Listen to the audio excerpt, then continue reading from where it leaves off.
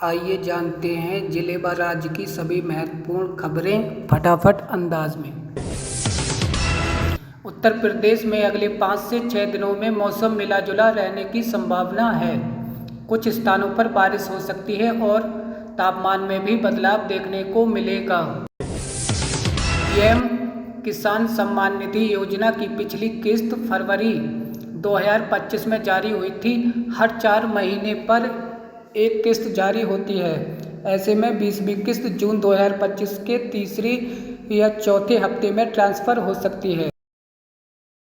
जिले के 8.26 लाख कार्ड धारकों को 1 महीने पहले ही मिल जाएगा राशन।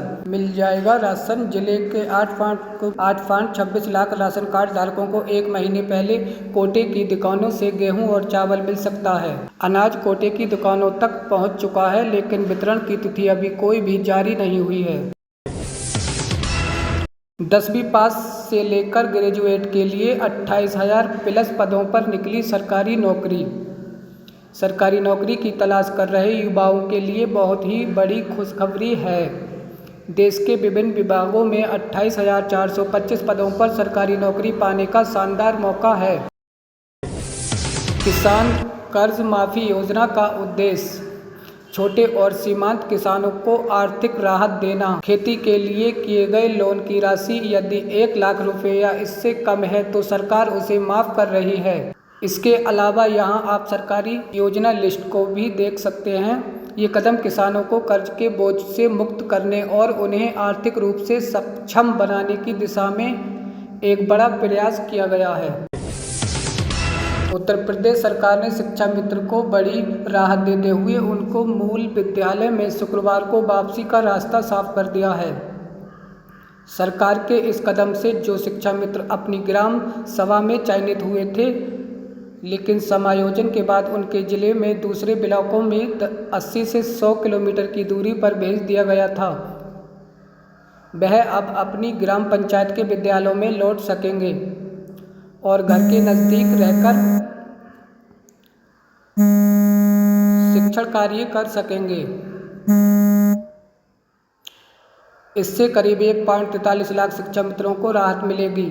राज्य सरकार ने शिक्षा मित्र को मूल विद्यालय वापसी से संबंधित 3 जनवरी 2025 को शासनादेश जारी किया था।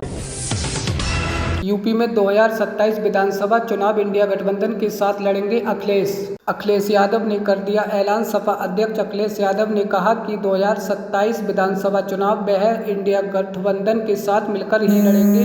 अखिलेश ने यूपी की स्वास्थ्य सेवाओं को लेकर योगी सरकार पर गंभीर आरोप लगाए। वॉर रूम तैयार, किस शख्स को सौंपी कमान, इस रणनीति पर है ध्यान। बिहार में विधानसभा चुनाव में अब कुछ ही महीने का वक्त बाकी है। भारतीय जनता पार्टी ने इसको लेकर तैयारियां शुरू कर दी हैं। इसके तहत भाजपा ने बिहार में इलेक्शन वॉर रूम बना दिया। यहां से पार्टी की चुनावी गतिविधियां चलाई जाएंगी। भाजपा नेता रोहन गुप्ता को बिहार में भाजपा के इलेक्शन वॉर रूम का प्रभारी बनाया गया। इससे पहले गुप्ता हरियाणा, झारखंड और दिल्ली विधानसभा चुनाव में ये जिम्मेदारी संभाल चुके हैं। इस वॉर रूम के जरिए आने वाले चुनाव उम्मीदवारों के संबंध में जानकारी जुटाई जा रही है। गौरतलब है कि नीतीश सरकार का कार्यकाल 22 नवंबर 2025 को पूरा हो रहा है। ऐसे में इस बात की पूरी उम्मीद है कि चुनाव की घोषणा ही इससे पहले ही हो जाएगी। एयर इंडिया की कुल 7 उड़ानें तकनीकी खराब समेत अलग अलग कारणों से रद्द कर दी गई हैं। वहीं इजरायली रक्षा बलों ने दावा किया कि उसने ईरानी के लिए चीफ ऑफ स्टाफ को मार गिराया है।